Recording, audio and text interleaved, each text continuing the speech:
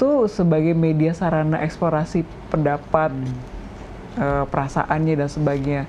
Nah, ketika kamu merasa kayaknya kok berkontradiksi ya dengan dunia nyatanya, berarti kemungkinan besar, saya bilang kemungkinannya,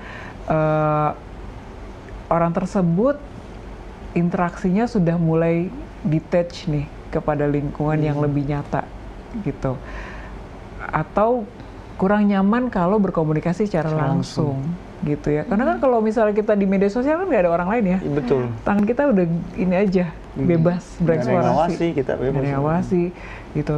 Dan nggak ada perasaan di situ ya. Kalau ngobrol kan ada perasaannya, ada tekanannya. Kalau kita ngobrol di media dunia maya gitu, nggak ada kan perasaan-perasaan di situ, kecuali kalau kita pakai emoticon gitu ya. Nah, kalau mungkin itu terjadi karena ketakutan, kekhawatiran, sehingga terlihat atau terkesan lebih nyamannya eksplorasinya di dunia maya daripada dunia nyata gitu. Oke, thank you Kak. Untuk pertanyaan ini sudah jelas ya Kakak ya. Kedua, lanjut Kak Georgie. Ya, sebelum lanjut kedua, apa ya? Aku bukan psikolog, tapi ada juga orang, aku juga pengguna media sosial, ada juga media sosial sama langsung tuh bisa beda loh, ya. Jadi karena media sosial itu tempat kita berkarya. Jadi seperti yang Kak Sivalni bilang, nggak ada orang yang ngawasi kita, bebas mau itu. Tapi ketika kita sudah ketemu langsung, ya kita sudah jadi diri yang apa ya, yang seperti makhluk sosial gitu. Jadi kalau dari aku pribadi, aku aja kalau di media sosial sama langsung itu pasti beda. Oke. Gimana mau bilang ya? Itu aku tetap di media sosial, tapi caranya kita berbeda gitu loh. Nggak tahu ya kalau yang lain, tapi kalau aku seperti itu. Mungkin juga selain yang kita pembahasan itu, mungkin dianya begitu, mungkin dia aktifnya di konten, aktifnya di media sosial karena mungkin dia lagi fokus konten mungkin. Jadi dia aktif, tapi pas ketemu langsung dia lagi nggak bikin konten, dia jadi diri dia yang seperti biasanya. Jadi kalian anggap dia beda. Tapi kalau memang ya seperti yang mungkin kalau kamu yang lebih kenal dia kan? Betul. Bukan itu. Semoga bisa menjawab ya. Kita nggak sebut nama, kita menjaga privasi kalian yang sudah memberikan pertanyaan ini, tapi apresiasi banget. Kita fast. Oke. Aku benar-benar punya saudara yang ciri-cirinya tadi kakak mention. Wah, ini luar biasa. Jadi berarti pembahasan yang kakak sudah sampaikan masuk ya dengan apa yang terjadi di sekeliling kamu. Beneran ngira dirinya diguna-guna, ya kita bahas. Sakit lambung, susah tidur, banyak mimpi buruk, merasa dicekek, hantu saat tidur. Tapi susah dikasih tahu bahwa mungkin itu gangguan mental. Jadi harus gimana kasih taunya, Kak? Ya, cukup menantang ya dengan kondisi yang seperti itu, bahwa pengalaman yang kamu rasakan itu ada di sekitar kamu. Sebenarnya cara untuk menyampaikannya nggak perlu harus secara apa ya, frontal sih memberitahukannya. Kita terima aja dulu pandangannya, nggak apa-apa. Terus tapi kita mungkin kasih pengalaman yang rasionalnya seperti apa nih. Misalnya kita ikutin aja deh. Ya betul, mungkin lagi ada di guna-guna. Kita tanya, menurut kamu siapa yang guna-guna? Oh boleh gitu. Ya kita ikutin walaupun aja. Kita semuanya nggak percaya itu. Ya, kita ikutin cara berpikirnya, tapi kita kasih juga sesuatu yang lebih rasionalnya apa. Misalnya, kemarin aku lihat ada hantu. Oh iya, hantunya kayak gimana? Gitu. Napak nggak misalnya? Apa terbang atau gimana? Ya kita deskripsikan jadi supaya dia tahu gitu. Sampai sejauh mana ketidaknyamanannya itu kita bisa ajak supaya lebih nyamannya seperti apa. Tapi kita bisa juga batasin nih. Oke, kalau misalnya dia masih yakinin dengan itu, kita kasih, mungkin kalau kamu punya informasi misalnya misalnya gini, aku mungkin mau ajak kamu ke seminar ini deh, mungkin bukan aku yang jelasin, bisa aja dari kamu bisa pada saat kamu hadir ke seminar ini kamu bisa tahu deh, atau ngobrol aja yuk sama teman aku deh, siapa tahu itu bisa membantu kamu memahami bener nggak kondisi itu terjadi gitu. Siapa tahu dengan mendengar dari orang yang lebih paham, kamu lebih memahami nih yang kamu rasakan benar atau enggak. Betul. Gitu. Oke. Gitu ya. Jadi supaya bisa membantu kamu, mudah-mudahan itu menjawab pertanyaannya ya. Oke. Thank you, Kak. Kita langsung next ya. Pertanyaan selanjutnya, izin bertanya, apa yang harus dilakukan jika kita sebenarnya adalah orang yang sangat produktif, semangat dan banyak sekali hal yang ingin dituju. Tetapi orang terdekat selalu saja mematahkan hal tersebut dengan kata-kata yang menyakitkan. Gimana tuh cara untuk regulasi emosinya tuh, Kak? Well, don't stop dreaming ya. Keep moving. Mau nangis aku. Dan Dengar baik-baik, nggak apa-apa, tatap dia kak. Dan walaupun mungkin ada orang yang mematahkan semangat kamu, tadi saya bilang tombolnya ada di kamu. Hanya saja pastikan ketika kamu bermimpi, kamu napak di bumi ya. Artinya apa sih Kak? Artinya pastikan target kamu juga mampu kamu capai, kamu bisa memaknai apa yang kamu sedang kejar itu tercapai nggak targetnya, gitu ya.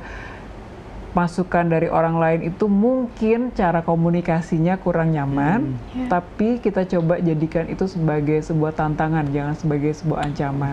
Gitu ya. Kalau kita sebagai ancaman, seolah-olah semua perkataan orang lain itu selalu mematahkan semangat kamu. Mungkin saja kalau kamu cara pandang kamu ubah, masukan yang diberikan dari orang tersebut adalah sebagai sebuah tantangan.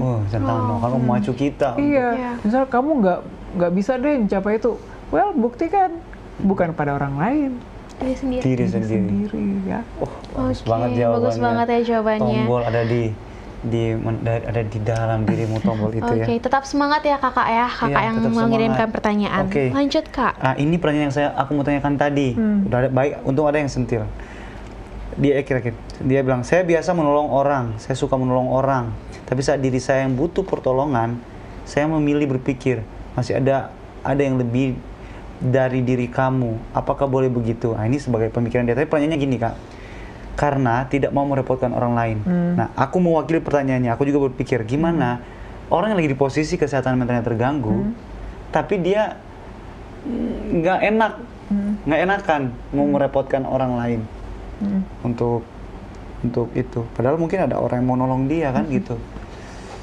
Kak, paham maksud aku? Iya, paham. Ya, jadi gini, mungkin itu skenario di pikiran kamu, gitu ya. Artinya karena merasa kita sering kali membantu orang lain, terus akhirnya merasa orang lain mungkin nggak bisa memberi bantuan seperti yang kamu harapkan. Dia sudah berekspektasi. Iya, kita kan itu pikiran di pikiran kita. Boleh kok bertanya sama orang yang kamu rasa kira-kira bisa memahami kamu.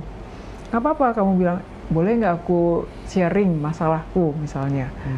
Kalau orang tersebut memberikan tanggapan, nggak apa-apa sharing aja. Tapi pahami juga ya, kita harus kenali juga orang yang pergaulan kita kayak gimana. Karena ada juga orang yang mungkin batasannya juga kelihatan. Misalnya karena sehari-hari kita bergaul sama dia, orangnya mungkin kalau ngasih bantuan lebih praktis aja misalnya. Di diri kita juga harus kita pahami nih, bahwa kita mau mendengar apa yang ingin kita dengar atau memberikan kesempatan buat orang lain memberikan masukan pada kita. Seringkali terjadi kita hanya pengen dengar apa yang mau kita dengar.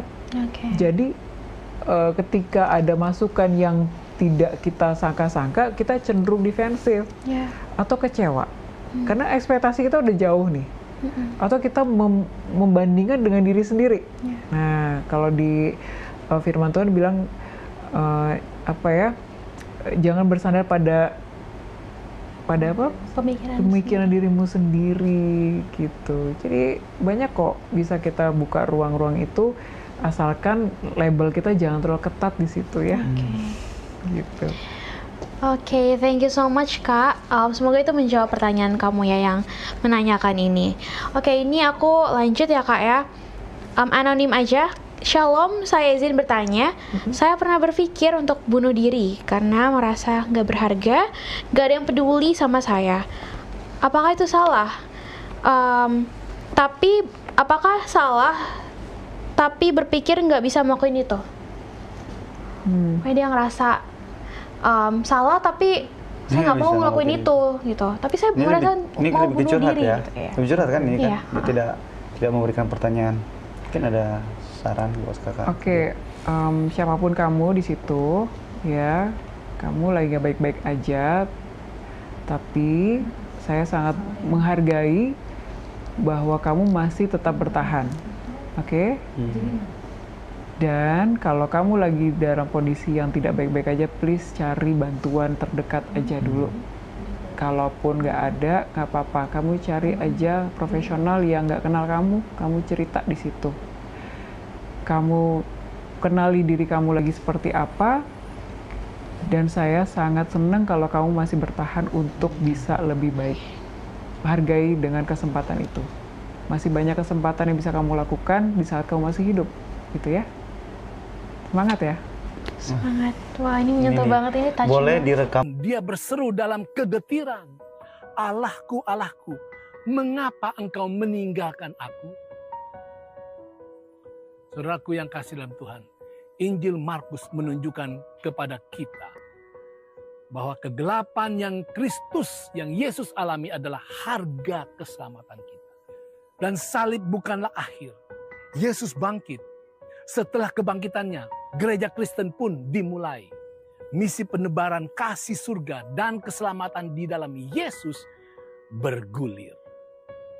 Saudara, tahukah Anda, dalam 1 menit di X atau Twitter, orang mengirimkan 277.000 tweet. Dalam 1 menit diperkirakan di YouTube, orang menonton video berdurasi 72 jam. Dalam 1 menit di Instagram, orang membuat lebih dari 216.000 postingan baru. Dalam 1 menit melalui email, orang banyak seluruh dunia mengirimkan lebih dari 204 juta email. Tetapi dari semua data, informasi, berita yang muncul setiap detik, itu hanya akan berharga dan berarti apabila dilandaskan oleh pemikiran Markus tentang Yesus yang adalah juru selamat dan kasih karunia Allah pencipta. Kehidupan tanpa Yesus akan menjadi seperti kota Efesus. Kota yang dulunya megah, dibanggakan. Kota yang besar, keempat terbesar di zaman Roma yang begitu luas. Tetapi sekarang tinggal puing-puing, reruntuhan. Hidup tanpa informasi dan penerimaan tentang keselamatan dalam Yesus adalah sia-sia. Hiduplah berdasarkan kebenaran firman Tuhan yang ditampilkan dan dibagikan oleh Yesus Kristus, Juru Selamat kita. Itu keren.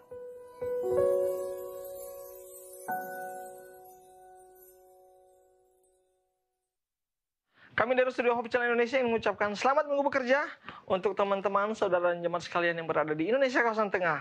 Kiranya makna sahabat hingga saat ini masih dapat kita rasakan bersama. Dan kalau sudah seperti ini penampakannya, ya, apalagi kalau bukan Squad Game.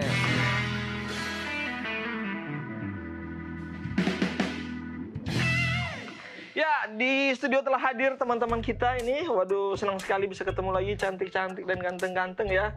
Luar biasa. Ini masih orang-orang muda banget ya ini. Ya, kalau boleh tahu ini dari mana ini? Satu geng ini atau satu apa ini? Ini kelompok aku sama dia dari Jemaat Keramat Pulo. Dari Keramat Pulo. Ya, Kerampung. Oke, dari Kerampung. Yang lain ada yang berbeda? Aku sama ini, sama dari Anggrek. Dari Anggrek. Namanya siapa? Sharon dan Adrian. Ini Stella sama Jacob. Dan ini berdua dari Keramat Pulo. Keramat Pulo juga sama. Oke ya. Kalian siap untuk ikut Squad Game? Siap. Ya dong. Ada yang udah beberapa kali ya ikut Squad Game juga, jadi udah gampang lah. Oke, pemirsa juga bisa ikut, tapi berdasarkan komentar aja, ikut di dalam komentar ya.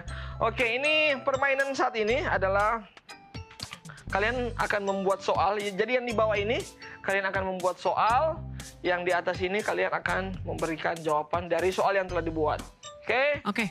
Oke, nanti kalau misalnya ada yang merasa tidak pas atau tidak cocok bisa interupsi juga, nggak apa-apa. Kami juga ada judges yang berada di manalah di antah berantah. Nah, nanti dia akan menilai apakah benar atau salah, oke? Sudah siap ya? Siap. Nah, oke. Jadi ini cepat-cepatan dulu untuk membuat soalnya. Siapa yang membuat soal pertama, poinnya 30, yang kedua poin 20, yang ketiga poin 10. Tapi kalau tidak berhasil menjawab, minus 5. Oke. Oke? Ini Siap, dimulai apa sih contoh? Kita kasih contoh aja dulu lah ya. Oke. Contoh aja dulu ya. Ya. Oke, langsung. Yang pertama, nanti ada tim verifikasi juga ya. Bisa dicatat skornya ya. Oke, sebutkan. Buatkan soal yang berhubungan dengan Nabi. Oke, nih. 1, 2, 3. Oke. Oke. Jadi jawabannya harus Nabi ya. Oke. Apapun pertanyaannya, jawabannya Nabi. Nabi yang diejek-ejek kepalanya botak. Wah, ada tuh di Alkitab. Kira-kira siapa ya? Nabi yang diejek-ejek kepalanya botak. Jawabannya Nabi Elia. Elia. Apakah benar? Salah. Wah, salah. Oke. Jawaban pertanyaannya udah benar, ada. Tapi jawabannya salah. Aduh. Untung masih contoh. Iya. Yang kedua, Siapa? siapa yang kedua tadi? Oke. Oh ya, Siapa nabi yang menggembala? yang menggembala. Nabi Musa. Musa apakah betul? Salah. Oh, Benar. iya Oh, dibenarkan, betul. Dan yang Oke. ketiga, Siapa kan nabi yang diangkat ke surga? Nabi yang diangkat ke surga. Ayo pikir-pikir. Elia. Elia. Benar ya? Iya betul. Diangkat pakai kereta dia. Oke, kira-kira seperti itulah ya. Oke, Kita oke, contoh, siap. itu Oke, contoh. Oke, ya siap. Mau tukaran atau seperti ini? Bebas. Seperti ini dulu. Ini dulu. Oke. Ini dulu aja deh. Ya, langsung ya. Soal selanjutnya. Buatkan soal yang berhubungan dengan silsilah di Alkitab. Jadi, siapakah anak dari ini atau ayah dari ini ya itu. Jadi yang pertama, siapa namanya? Aku. Angel. Angel, baru Isyala, baru Sharon. Oke. Silakan. Ruben adalah putra dari Ruben adalah putra dari 5, 4, 3, 2, 1. Jawabannya? Wah, nyerah sih. Aduh, oke. Emang agak shock terapi juga, oke. Jadi nggak dapat poin. Ya, selanjutnya yang kedua. Ya, Hiskela. Oke. Aku ya. Yusuf mempunyai seorang saudara yang bernama Benjamin. Benjamin ini anak keberapa? Benjamin anak keberapa? Itu. Benjamin anak keberapa? Anak terakhir. Apakah betul, Benjamin? Iya, betul. Iya, oke. Aku juga agak-agak itu ya. Oke. Agak deg-degan ini. Oke, silakan Oke, Sharon. ya. Siapakah nama ayah dari Esau? Esau. Siapakah nama ayah dari Esau? Iya. Siapa lagi kalau bukan Ishak? Ishak. Apakah betul? Iya, betul. Seperti itu. Pede dia. Benar. Keren. Jadi poin 20? 30. Nggak dapat jawab. 10. Iya, minus 5. Tadi pertanyaannya apa? Pertanyaannya Ruben adalah siapa ayahnya Ruben? Siapa ayahnya Ruben? Yakub. Iya. Ya. Yakub ya, betul ya? Iya. Bencana. sekali. Betul, oke. Mau ganti atau? Ganti. Ganti, oke. Terserah bebas. Tergantung strategi tim masing-masing. Strategi tim masing-masingnya. Oke, siap. Ingat ya, kalian ini satu tim. Yang ini depan belakang satu tim. Jangan buat siksa ya buat belakang. Enggak apa. Oh, ini enggak ganti. Oke. Siap. Selanjutnya ya. Buatlah soal yang berhubungan dengan benda yang ada di Alkitab. Oke, 1, 2, 3. Jadi jawabannya harus benda. Jadi benda apa yang kayak gitu lah. Oke. Siap? 3, 2, 1. Oke. Benda apa yang dilemparkan oleh Musa? Waktu di mana nih? Waktu di kerajaan. Waktu Musa menyuruh Raja Herodes bahwa orang Israel harus Musa dibebaskan dari tanah Mesir. Raja Firaun, sorry, Raja Firaun. Benda apa yang dilempar oleh Musa? Iya, benda apa yang dilempar. Jawabannya tongkat. Iya, betul. Biasa ya. Yang kedua, siapa tadi? Andrew ya? Andrew? Nama senjatanya Daud waktu melawan Goliat. Oke. Ali-ali. Iya, betul. Itu dong, luar biasa ya. Simple. Ya. Silakan Adrian. Pertanyaannya, makanan apa yang diberikan Tuhan kepada bangsa Mesir ketika berada dalam padang gurun? Iya, bangsa Israel, bangsa Mesir. Jawabannya mana? Iya, betul sekali. Luar biasa itu dong. Mantap ya. Semua dapat poin ya. Ya. Cuma berbeda jumlahnya. Oke, selanjutnya. Tunggu, mau tukar. Oke, tukar. Silakan, bisa. Nggak mau kalah. Mau kalah. Cepat. Oke. Buatkan soal yang berhubungan dengan buku Alkitab di Perjanjian Lama. 1, 2, 3. Pokoknya jawabannya adalah buku Alkitab di Perjanjian Lama. Ya. Oke, kitab pertama di Alkitab adalah Kejadian. Iya, betul sekali. Bisa. Yang kedua siapa yang kedua? Ya, Adrian. Apa hukum keempat di dalam hukum Taurat Allah? Kitab. Pokoknya jawabannya harus nama kitab.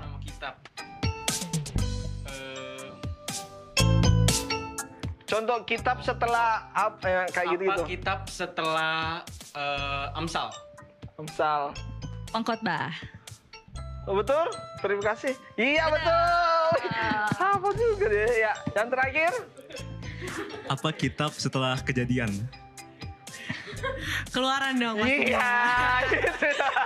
Keluaran. Tapi poinnya 10, 20, 30. Oke, jatah ya. Masih lanjut. Mau tukar, mau switch? Oke, ini aja ya. Oke. Tukar. Step up. Kok kayak nggak percaya ya? Aku takut dikasih jawab susah. Atau, Oke. Buatkan soal dengan jawabannya adalah danau, laut, atau sungai. 1, 2, 3. Oke. Jawabannya harus danau, laut, atau sungai. Oke. Di manakah Musa diapungkan? Diapungkan, oke. Di sungai mana? Di sungai mana? Oke, di sungai mana kan? Ya, Musa ya kita tahu ceritanya lah ya. Jawabannya di Sungai Nil. Sungai Nil. Betul, iya. Betul, 30 poin. Luar biasa. Yang kedua, Andrew ya. Andrew, silakan. Naaman mandi di sungai. Naaman mandi di sungai Yordan. Betul, iya.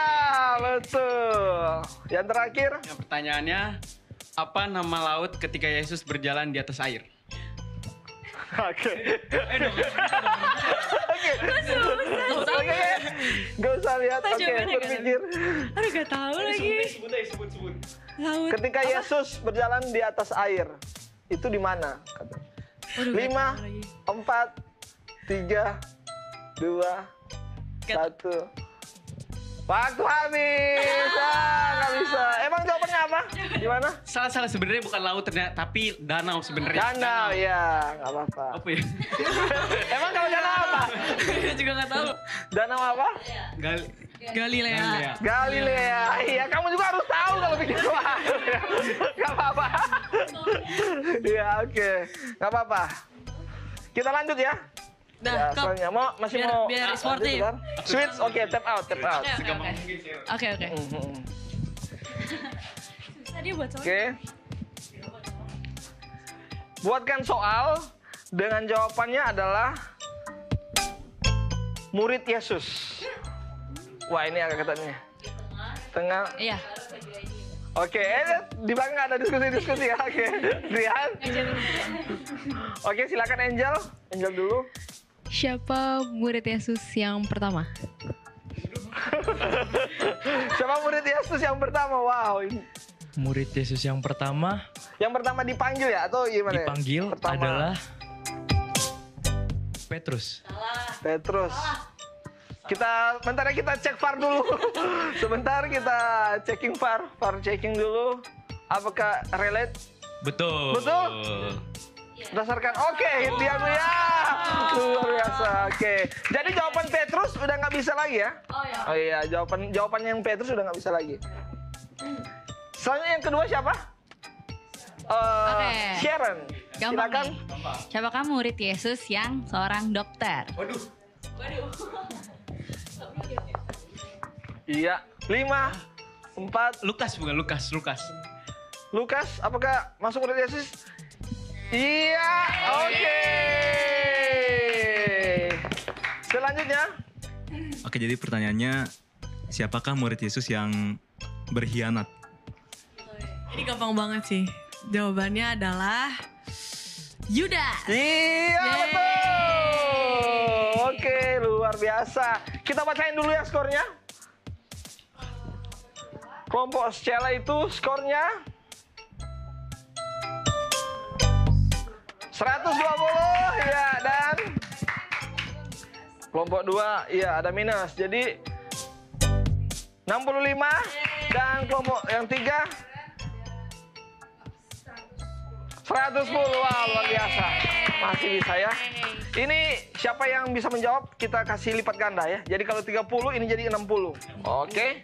Soal yang pertama. Ini soal yang terakhir berhubung sudah mau habis. Buatkan soal yang berhubungan dengan arti nama dalam Alkitab. Aduh. Ya, 1, 2, 3. Jadi siapa apa arti nama dari? Iya. Ya, ini. Oke. Oke. Mulai. Oke, Sekarang. Aduh, kita kelas bareng ya. Siap. Oke. Kita kelas bareng. Apa arti nama dari Immanuel? Immanuel. Pas banget kita udah pernah pelajaran ini di kelas CMG ya. Oke, coba jawabannya. Jawabannya adalah Allah menyertai kita. Iya, betul. Luar biasa. Yang kedua siapa yang kedua? Iya. Oh, oke. Andrew lagi. Jacob. Oke, jadi pertanyaannya, apa arti nama Israel? Apa arti nama Israel? Umat pilihan Tuhan. Maksudnya Kita cek VAR dulu ya bentar. Apa arti nama Israel? Sebentar ini, oke, lagi. Itu aja, umat pilihan Tuhan. Apa namanya, umat pilihan Tuhan, bangsa yang dipilih oleh Tuhan, yang diberkati gitu. Yang diberkati Tuhan. Nama Israel. Betul. Bagaimana? Oh, bukan itu yang dimaksud. Oke, ada yang tahu? Nah, ya, nanti. Sebentar kita akan lihat jawabannya. Oke, Angel. Apa arti nama Musa? Apa arti nama Musa? Iya, itu dia. Arti dari nama Musa adalah diangkat dari air. Apakah betul? Iya, betul sekali. Luar biasa. Oke, dan skor akhirnya tim dari Isyala minus dan Jacob. Aduh, sedih banget.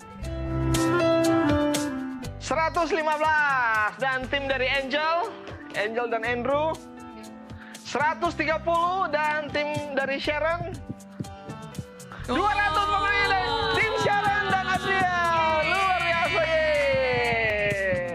Sayang sekali waktu kita sudah habis dan pemenangnya adalah mereka. Jangan kemana-mana, kita tetap lanjutkan. Kita tetap ikuti acara P Online. Bye-bye.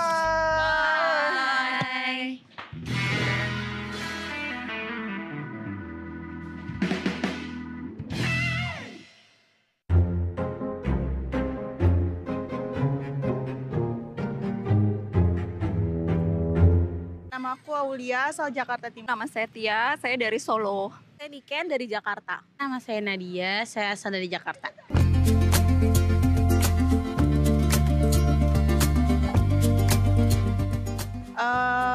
kesehatan mental itu menurut saya kegangguan jiwa seseorang. Kesehatan mental menurut saya itu sesuatu kayak jiwa yang nggak tenang gitu. Terganggunya jiwa seseorang karena sesuatu. Kesehatan mental itu seseorang yang mengalami depresi atau gangguan seperti banyak pikiran atau stres.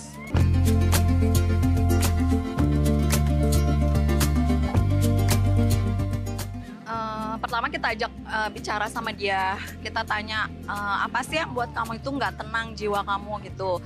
Terus yang kedua ya kita tanya yang membuat kamu happy itu apa gitu. Paling saya ngajak seperti itu sih. Kita adakan pendekatan ya Mbak, pendekatan, kita ajak curhat ataupun kita ajak discuss apa permasalahannya dia supaya dia lebih tenang. Paling sih diajakin buat ngobrol ya berdua, biar dia menceritakan apa masalah dia ya untuk mengurangi stresnya atau yang bikin dia depresinya tersebut sih. Biasanya saya lakukan ke teman terdekat atau saudara ya, jadi teman bercerita buat dia, jadi teman yang bisa mendengarkan. Terus ngajak mungkin ke orang yang lebih paham tentang kondisinya, kayak psikolog mungkin.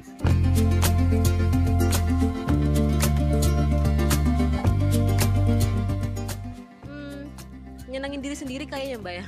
Kalau aku cerita ke orang sih, apalagi terutama ke orang tua. Terus kalau misalnya emang dari orang tua ada solusi untuk ke psikolog, ya kita ke psikolog. Biasa aku kalau lagi ngalamin depresi kayak gitu, lakuin yang disenang aja sih, kayak jalan-jalan, shopping, main sama teman-teman, kayak gitu. Konsultasi ke psikolog karena kita nggak tahu, yang lebih tahu tuh orang yang paham akan ilmunya itu. Untuk orang yang mengalami kesehatan mental tetap semangat, jangan nyerah, bisa perbaiki diri dengan lebih baik lagi. Suatu kebahagiaan itu diciptakan oleh diri sendiri sih Pak. Oke, uang itu bisa dicari, tapi ketenangan jiwa itu kita sendiri yang bisa cari. Kalian itu tidak sendiri, jadi hiduplah bahagia, nggak perlu ada sakit-sakit mentalnya.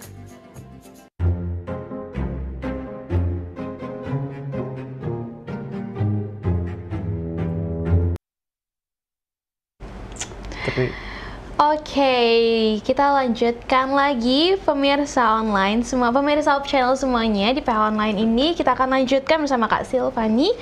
Kak, boleh kasih statement-statement yang tadi mau disampaikan lagi Kak, sebelum kita masuk ke pertanyaan dari pemirsa semuanya. Apa tuh? Gini deh. Ini kan kita bisa, tadi ini ada kata jangan melakukan self diagnosis. Tapi boleh nggak tadi dikasih respon, tadi ada video tadi kan ditanya. Ternyata kita kalau ikut dari segmen pertama ya, tadi rata-rata menjawab kan kesehatan mental itu adalah gangguan. Ternyata bukan aku mau bilang bodoh, bukan gitu. Aku juga gitu juga kan awalnya. Berarti bisa dibilang di masyarakat ini masih kurang pemahaman tentang itu. Terus tadi juga ada yang bagus tadi, orang tua. Kok aku jadi, Kak Silvani, sorry. Kak Silvani gimana kira-kira yang tentang? Iya. Di pertanyaan awal mengenai pemahaman kesehatan mental, ternyata masyarakat masih memaknai kesehatan mental sebagai selalu kata-kata gangguan, mengalami depresi. Konotasinya negatif. Iya. Itu lebih kepada konotasi negatif. Padahal namanya juga kesehatan mental. Artinya adalah kondisi yang seharusnya sehat.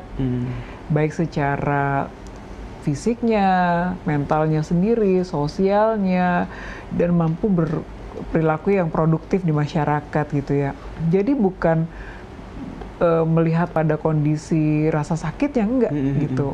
Kesehatan mental justru harus lebih positif maknanya gitu ya. Oke, jadi koreksi sedikit dari Kak Silvani ya. Dan tadi pada saat video ditayangkan, Kak Silvani tadi responnya bagus pada saat tadi ada bilang orang tua, komunikasi ke orang tua dan diajak. Jadi yang nonton ini sebenarnya acara ini bukan hanya untuk anak-anak muda ya, jadi orang tua juga supaya bisa lebih terbuka dan mengerti apa sebenarnya peran-peran orang tua ketika anak atau saudara lagi dalam posisi itu ya.